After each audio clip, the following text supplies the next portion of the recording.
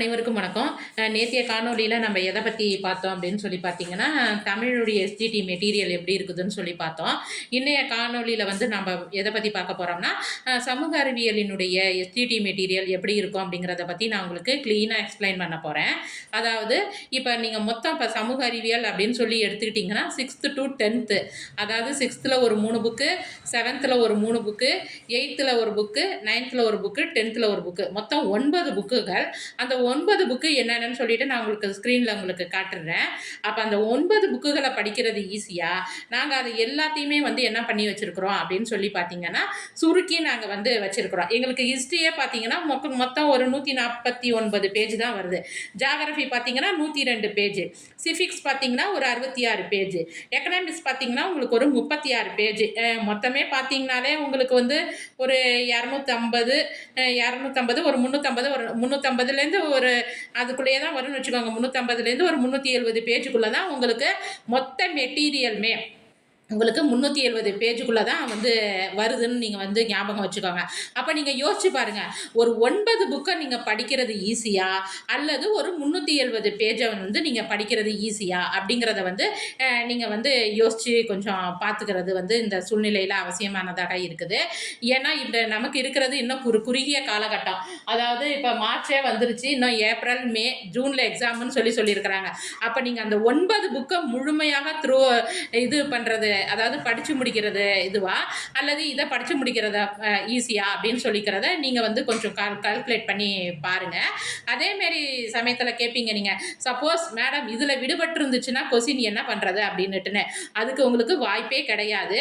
அப்படி சப்போஸ் எங்களை மீறி ஏதாவது இதில் விடுபட்டு இருந்தாலும் உங்களுக்கு நாங்கள் வகுப்பு எடுக்கும்போது எக்ஸ்பிளைன் பண்ணும்போது ஏதாவது கருத்துக்கள் விடுபட்டு இருந்துச்சுன்னா, அம்மா இந்த கருத்துக்கள் விடுபட்டு இருக்குது, நீங்கள் இதை எழுதிக்கங்க, இல்லைன்னா நாங்கள் அதை உங்களுக்கு வந்து கொஸ்டினாக கொடுத்துருவேன். பெரும்பாலுமே வந்து என்ன பண்ணிடுவோம், இதில் கருத்துக்கள் விடுபட்டு இருந்துச்சுன்னா நாங்கள் எக்ஸாம் பாயிண்ட் ஆஃப் வியூவில் தான் இதை வந்து நாங்கள் சுருக்கிய மெட்டீரியலாக கொடுத்துருக்குறேன். சப்போஸ் நீங்கள் அதில் வந்து நீங்கள் ஏதாவது இருந்துச்சுன்னா நீங்கள் வந்து அதை வந்து நாங்கள் உங்களுக்கு வந்து குறிச்சிக்கன்னு சொல்லி நோட்ஸாவோ அல்லது நான் வந்து என்ன பண்ணிவிடுவேன், கொஸ்டினாகவே கொடுத்துருவேன். இப்போ இதில் வந்து நான் உங்களுக்கு ஒரு எக்ஸாம்பிள் காட்டுறேன் பாருங்கள். அதாவது வரலாறுக்கு ஒரு எக்ஸாம்பிள் காட்டுறேன் பாருங்கள். அப்போ சிந்துவெளி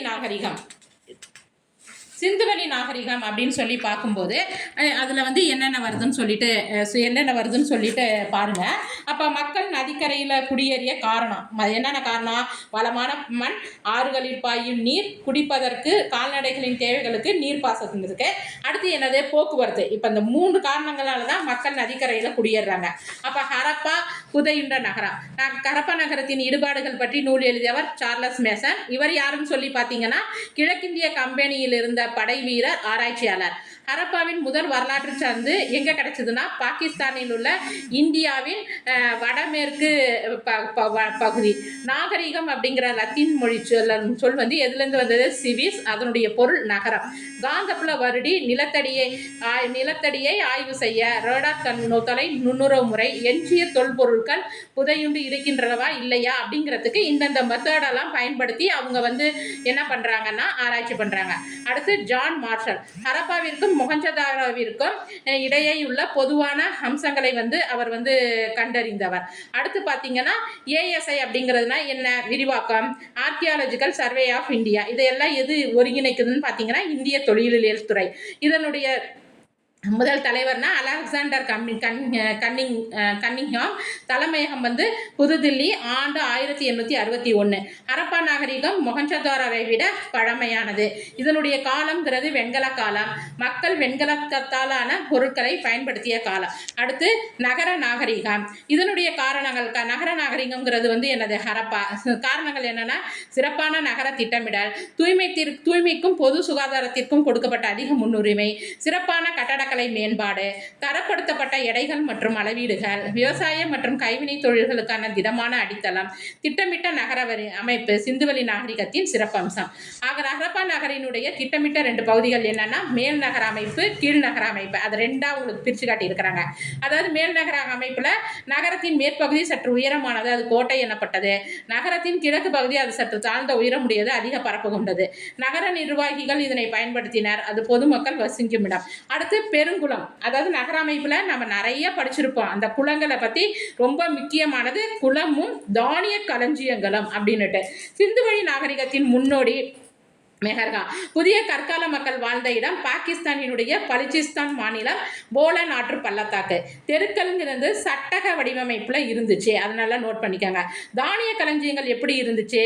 செங்கற்களால் கட்டப்பட்ட சுவர்கள். ஹரியானா மாநிலத்தில் கண்டுபிடிச்சிருக்காங்க. முதிர்ச்சி அடைந்த ஹரப்பா காலம். அதேமாரி செம்பு, அதாவது இந்த ஏற்கனவே நம்ம வெண்கலம் சொல்லி பார்த்தோம்னா செம்பு. மனிதர்கள் முதலில் கண்டுபிடிக்கப்பட்ட மற்றும் பயன்படுத்தப்பட்ட உலோகம். சிந்துவெளி மக்கள் ஆபரணம் போது சிவப்பு நிற மணிக்கற்களை பயன்படுத்தி இருக்கிறாங்க. அதனுடைய காலங்கிறது கிமு 1900 வந்து ஹரப்பா நாகரிகம் வந்து சரிவுடுது. காரணங்கள் இந்த ஏற்பட்ட பெரிய, அதாவது என்னது, ஒரு சிறந்த நாகரிகம் அழிகிறதுக்கான காரணங்கள் ஆற்றின் கரையில் உள்ள, ஏற்கனவே பார்த்தோம் அது ஆற்றங்கரையில தான் இந்த நாகரிகம் தோன்றுச்சு அப்படின்னுட்டுன்னு. ஆற்றின் கரையில் உள்ள அதன் நகரங்களால் ஏற்பட்ட பெருக்கு, சுற்றுச்சூழல் மாற்றம், படையெடுப்பு, இயற்கை சீற்றங்கள், காலநிலை மாற்றம், காடுகள் அழித்தல், தொற்றுநோய் தாக்குதல். மொகஞ்சதாரோவில் தொல்பொருள் ஆராய்ச்சி நடைபெறும் இடம் யுனெஸ்கோ. நாகரிகத்தின் பரப்பளவு, இந்த நாகரிகத்தினுடைய எல்லைகளை பற்றி சொல்கிறாங்க. மேற்கில் வந்து பலுச்சிஸ்தான் மக்ரான் கடற்கரை வரை, கிழக்கில் வந்து காகர் ஆக்ரா நதி பள்ளத்தாக்கு வரை, வடகிழக்கில் ஆப்கானிஸ்தான், தெற்கில் மகாராஷ்டிரா வரை அப்படின்னு சொல்லிட்டு நாங்கள் இதுக்கு வந்து உங்களுக்கு வரலாற்று கொடுத்துருக்குறேன். இதேமாரி புவியியல், பொருளியல், அப்புறம் சிஃபிக்ஸ் குடிமையியலுக்கும் காட்டுறேன் உங்களுக்கு. புவியியலில் பார்த்தீங்கன்னா இப்போ 2வது பாடமாக என்ன இருக்குது அப்படின்னு சொல்லி பார்த்தீங்கன்னா நிலப்பரப்பும் பெருங்கடல்களும் அப்படின்னு சொல்லிட்டு ஒரு பாடம் இருக்குது. அந்த புவியினுடைய மேற்பரப்பில் 71% நீரும் 29% நிலமும் இருக்குது. இதில் முதல் நிலையாக என்னென்ன இருக்குது? கண்டங்கள், பெருங்கடல்கள். 2ஆம் நிலையாக மலைகள், பீடபூமிகள், சமவெளிகள். 3ஆம் நிலையாக பள்ளத்தாக்குகள், கடற்கரைகள், மணல், குன்றுகள். அப்போ சங்க இலக்கியத்தில் நில வகைப்பாடு எப்படி பண்ணாங்கன்னு சொல்லியிருக்காங்க. அதாவது குறிஞ்சி, முல்லை, மருதம், நெய்தல், பாலை. அப்புறம் முதல்நிலை தோற்றங்கள் பெருங்கடல்கள் 5 என்னென்னா பசிபிக் பெருங்கடல், அட்லாண்டிக் பெருங்கடல், இந்திய பெருங்கடல், தென் பெருங்கடல், ஆர்டிக் பெருங்கடல். கண்டங்கள் 7. ஆசியா உலகினுடைய மிகப்பெரிய கண்டம். ஆப்பிரிக்கா, வட அமெரிக்கா, தென் அமெரிக்கா, அண்டார்டிகா, ஐரோப்பா, ஆஸ்திரேலியா மிகச்சிறிய கண்டம். அதில் அதாவது ஒவ்வொரு இது சொல்லும்போதும் அதனுடைய தொடர்புடைய முக்கியமான பாயிண்ட் எல்லாத்தையுமே நோட் பண்ணி வச்சுருக்கிறோம். நிலச்சந்தினா என்னன்னா 2 பெரிய நிலப்பரப்புகளை இணைக்கக்கூடியதாம் அல்லது 2 பெரிய நீர்ப்பரப்புகளை பிரிக்கக்கூடியதுமான மிக குறுகிய நிலப்பகுதியை தான் நிலசந்தி அப்படிங்கிறாங்க. 2ஆம் நிலை தோற்றமாக நம்ம எதை பார்த்துருக்கோம்? மலைகள், பீடபூமிகள், சமவெளிகள். அதாவது சுற்றுப்புற நிலப்பகுதியை விட 600 மீட்டருக்கு மேல் உயர்ந்து காணப்படுகின்ற நில தோற்றத்தை தான் வந்து நம்ம என்னன்னு சொல்றோம்? மலைகள். உலகின் மிக நீளமான மலைத்தொடர் பார்த்தீங்கன்னா தென்னாப்பிரிக்காவில் இருக்குது. 7000 கிலோமீட்டர் உள்ள ஆண்டிஸ் மலைத்தொடர். இதெல்லாம் ஒன்வேர்டில் கட்டாயம் கேட்கலாம். உலகின் மிக உயரமான சிகரம் தெரியும் உங்களுக்கு, இமயமலை தொடர், எவரெஸ்ட் சிகரம். இதனுடைய இது வந்து என்னது? 8 8 4 8. இதை வந்து ஈஸியாக எப்படி ஞாபகம் வச்சுக்கலாம்? 3 8 நடுவில் ஒரு 4 அந்த மாதிரி ஞாபகம் வச்சுக்காங்க. சர்வதேச மலைகள் தினம் டிசம்பர் 11 ஒன்வேர்டில் கட்டாயம் கேட்கலாம். பீடபூமிகள்ங்கிறது சமமான மேற்பரப்பை கொண்ட உயர்த்தப்பட்ட நிலப்பரப்பு. உலகிலேயே மிக உயர்ந்த பீடபூமி திபெத் பீடபூமி. உலகத்தின் கூரை மேசை நிலம். இந்தியாவில் வந்து பார்த்திங்கன்னா சோட்டா நாகபுரி பீடபூமி கனிமம் நிறைந்த பகுதி.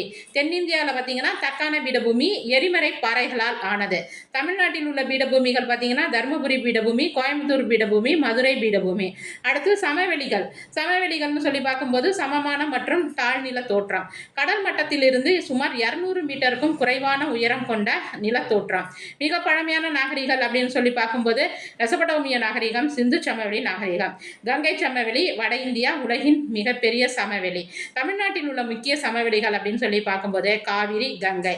பண்டைய நாகரிகங்களின் தொட்டில்கள் அப்படிங்கிறது ஆற்று சமவெளிகள் தான் அப்படின்னு பார்க்கிறோம். அடுத்து 3ஆம் நிலை தோற்றம் பாருங்க. பள்ளத்தாக்குகள், மரைன்கள், மணற் குன்றுகள் மற்றும் கடற்கரைகள். அரித்தல், புவியின் மேற்பரப்பில் உள்ள பொருட்களை அரித்து அகற்றுதல். படிய வைத்தல்ங்கிறது அரிக்கப்பட்ட பாறை துகள்கள் கடத்தப்பட்டு தாழ்நில பகுதிகளில் படிய வைப்பது அப்படின்னு சொல்லியிருக்காங்க. அப்போ இதில் ஒரு பெருங்கடல்களை பற்றி ஒரு பெரிய அட்டவணை கொடுத்துருக்கிறேன், அதை பார்த்துக்கோங்க. அதை எக்ஸ்பிளைன் பண்ணால் எனக்கு டைம் ஆகிட்டே போயிட்டுருக்கு, அதனால தான். அடுத்து நீர்சந்தி. முக்கியமான நீர்சந்திகள் என்னென்ன, அப்புறம் இந்த கால்வாய்கள், இந்த பிரிக்கிறது ரொம்ப ரொம்ப முக்கியமான பாயிண்ட்டுமா. ஜிப்ரால்டர் நீர்சந்தி, அட்லாண்டிக் பெருங்கடல் மற்றும் மத்திய தரைக்கடல் வங்கக்கடலை இணைப்பது. அடுத்து பாக் நீர்சந்தி. முதல்ல பார்த்தது நிலசந்தின்னு பார்த்தோம். இது வந்து பார்க்கறது நீர்ச்சந்தி. பாக் நீர்ச்சந்திங்கிறது வங்காள விரிகுடா பாக் வளைகுடாவை இணைப்பது. கடலின் ஆழத்தை குறிக்கும் குறியீடு மீட்டர். பசிபிக்குங்க பெருங்கடல்ங்கிறது அமைதியாக இருக்கும். ஸ்பெயின் நாட்டின் மாலுமி, பெர்டினாண்டு மெக்கலன் பெயரிட்டார். அண்டர்லைன் பண்ணிக்கோங்க. 6 டிகிரி கால்வாய்ங்கிறது இந்திரா முனை, அது வந்து இந்தோனேசியாவை பிரிக்கிறது. 8 டிகிரி கால்வாய்ங்கிறது மாலத்தீவு, அது மினிக்காய் தீவு பிரிக்கிறது.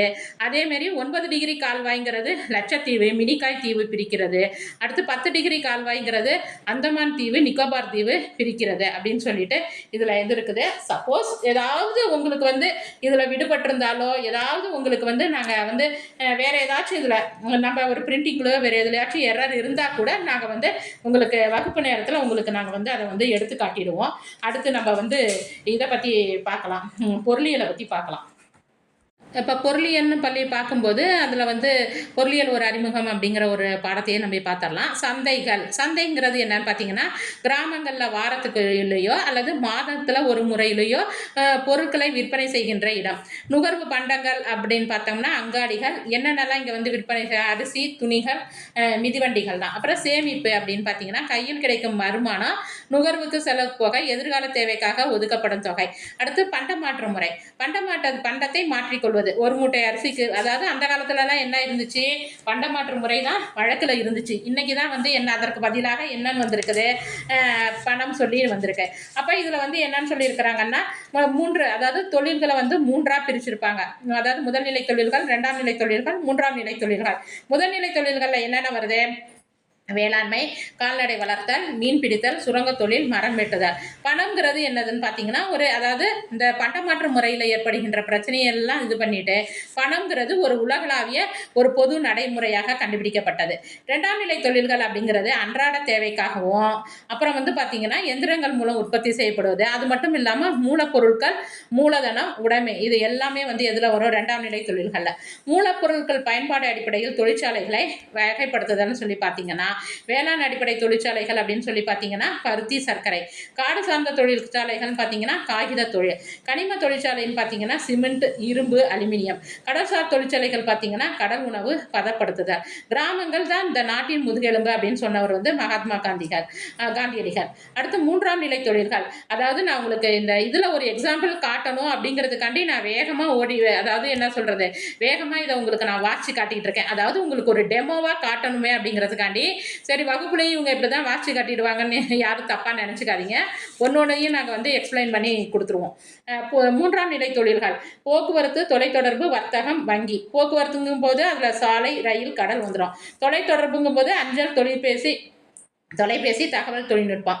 வர்த்தகம் போங்கிறது கொள்முதல் செய்தல், விற்பனை. பணம், வங்கிங்கும் போது பணம் பரிமாற்றம், வங்கி சேவைகள். அடுத்து வந்து பார்த்திங்கன்னா உலக மக்கள் தொகைக்கு 50% மக்கள் நகரங்களில் வாழ்கிறாங்க. தமிழ்நாட்டில் 47% மக்கள் நகரங்களில் இருக்கிறாங்க. தமிழ்நாடுங்கிறது எதில் சிறந்து விளங்கும் மாநிலங்கள்னா உற்பத்தி மற்றும் சேவையில் சிறந்து விளங்கும் மாநிலம். ஏற்றுமதி, இறக்குமதியின் சிறப்புன்னு பார்த்தீங்கன்னா விமான நிலையம், ரயில் நிலையம். நுகர்வோர்னு சொல்லி பார்த்தீங்கன்னா பொருட்களை பயன்படுத்துவோர். குடியிருப்புகள்னு பார்த்தீங்கன்னா மனிதர்கள் வாழும் இடம் அப்படின்னு சொல்லிட்டு இந்த முதல் பாடம் இருக்குது. இதையும் கொஞ்சம் வந்து நான் உங்களுக்கு அந்த ஒரு பேஜை வந்து எக்ஸாம்பிளாக நான் இதில் வச்சிடுறேன். இப்போ இந்த குடிமையில் 2வது பாடம் சொல்லி பார்த்தீங்கன்னா சமத்துவம் பெறுதல் அப்படின்னு இருக்குது. அதில் வந்து பாரபட்சம் அப்படிங்கிறது பார்த்தீங்கன்னா மற்றவர்களை பற்றி எதிர்மறையான அல்லது தாழ்வான முறையில் கருதுவதாகும். முன்முடிவுங்கிறது மற்றவர்களை பற்றி அறிந்து கொள்ளாமலே தவறாக கருதுவது. முன்முடிவுங்கிறது முன் ப்ளஸ் முடிவு, பாரபட்சம். மாறா கருத்துங்கிறது முன்முடிவு வலுவாக இருக்கும்போது உருவாகுது. தவறான கண்ணோட்டம் அல்லது ஏதோ ஒன்றை பற்றிய தவறான கருத்து. சமத்துவமின்மை, இதெல்லாம் இருக்கக்கூடாது அப்படிங்கிறாங்க. பாரபட்சம், இந்த மாதிரி இதெல்லாம் இருக்கக்கூடாது. சமத்துவமின்மை அப்படிங்கிறது ஒருவர் மற்றொருவரை பாகுபாட்டுடன் நடத்துவது. பாகுபாடு அப்படிங்கிறது மக்களுக்கு எதிரான எதிர்மறையான சிந்தனைகள். அண்டர்லைன் பண்ணிக்கோங்க, முக்கியமானது. இந்திய அரசியலமைப்பு சட்டம் பிரிவு 15ல் 1வது பிரிவு எந்த ஒரு குடிமகனுக்கும் எதிராக மதம், இனம், சாதி, பாலினம், பிறப்பிடம் என்ற அடிப்படையில் பாகுபாடு காட்டக்கூடாது அப்படிங்கிறது. இனவெறிக்கு முடிவு, அதாவது இது மாரிலாம் இல்லாமல் தென்னாப்பிரிக்காவே இனவெறிக்கு எதிராக முடிவு கட்டியவர் யாருன்னா நெல்சன் மண்டேலா, தென்னாப்பிரிக்கா முன்னாள் அதிபர். சாதி பாகுபாடு. சாதி முறைங்கிறது இந்தியாவில் சமத்துவமின்மை மற்றும் பாகுபாட்டிற்கான முக்கிய காரணம். இந்தியாவில் சாதி ஒடுக்குமுறைக்கு எதிராக போராடியவர்களே முன்னோடியாக திகழ்ந்தவர் டாக்டர் BR அம்பேத்கர். இவருக்கு வந்து என்னென்ன சிறப்பு பெயர்கள்னா பாபா சாஹேப், இந்திய சட்ட நிபுணர், பொருளாதார நிபுணர், அரசியல்வாதி, சமூக சீர்திருத்தவாதி, இந்திய அரசியலமைப்பின் தந்தை, இந்தியாவின் முதல் சட்ட அமைச்சர். 1990 பாரத ரத்னா விருது இறப்பிற்கு பிறகு தர்றாங்க. இவரை பற்றிய தமிழ் பாடத்திலேயே விரிவான முறையில் நாங்கள் வந்து நோட்ஸ் கொடுத்துருக்குறோம். மத பாகுபாடுன்னு சொல்லி பார்க்கும்போது மதம் சார்ந்த பாகுபாடு, முதல்ல பார்த்தது சாதி பாகுபாடு, இப்போ பார்க்குறது வந்து மதம் சார்ந்த பாகுபாடு. நம்பிக்கை அடிப்படையில் ஒரு தனிநபரின் மீதோ அல்லது குழுவினரின் மீதோ சமத்துவமின்றி நடத்துவது. அடுத்து பார்த்தீங்கன்னா எழுத்தறிவு விகிதம் அப்படிங்கிறது 2011ஆம் ஆண்டு பாலின விகிதம் அந்த அதாவது அந்த அட்டவணையில் போட்டிருக்கிறத பார்த்துக்கங்க. இந்திய அரசியலமைப்பு மற்றும் சமத்துவம். அரசியலமைப்பு விதிகள் மற்றும் ஒழுங்குமுறைகளின் அதாவது அரசியலமைப்புங்கிறது விதிகள் மற்றும் ஒழுங்குமுறைகளின் சட்ட வடிவமைப்பு. அதாவது இதனுடைய 14வது பிரிவு நல்லா அண்டர்லைன் பண்ணிக்கோங்க. சட்டத்தின் முன் அனைவரும் சொல்லுது. அதுல பிரிவு 17 படி இந்தியாவில் தீண்டாமை ஒழிக்கப்பட்டது அப்படின்னு சொல்லியிருக்காங்க. எங்களுடைய மெட்டீரியல்ல இப்படிதான் இருக்கும். நம்ம இதுவரைக்கும் நான் உங்களுக்கு வந்து பாத்தீங்கன்னா வரலாறுல எப்படி இருக்கும், புவியியல்ல எப்படி இருக்கும், குடுமியல்ல எப்படி இருக்கும், பொருளியல்ல எப்படி இருக்கும், நான் உங்களுக்கு வந்து எல்லாத்தையுமே விரிவா உங்களுக்கு வந்து அந்த பேஜை காட்டியே எக்ஸ்பிளைன் பண்ணிட்டேன்.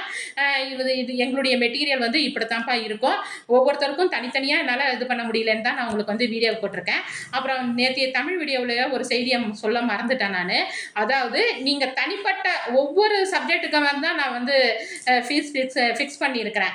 அதனால் நீங்கள் வந்து தனித்தனியாக ஒவ்வொரு சப்ஜெக்ட் இல்லை மேடம் எங்களுக்கு தமிழ் மட்டும் போதும், நான் உங்கள்கிட்ட தமிழ் மட்டும் சேர்ந்துக்கிறேன் அப்படின்னாலும் பரவாயில்ல, இல்லை சயின்ஸ் மட்டும்னாலும் பரவாயில்ல, சோஷியல் சயின்ஸ் எதாக இருந்தாலும் நீங்கள் உங்களுக்கு எந்த சப்ஜெக்ட் தேவைப்படுதோ அந்த சப்ஜெக்ட் மட்டும் வேணும்னாலும் சேர்ந்துக்கலாம்.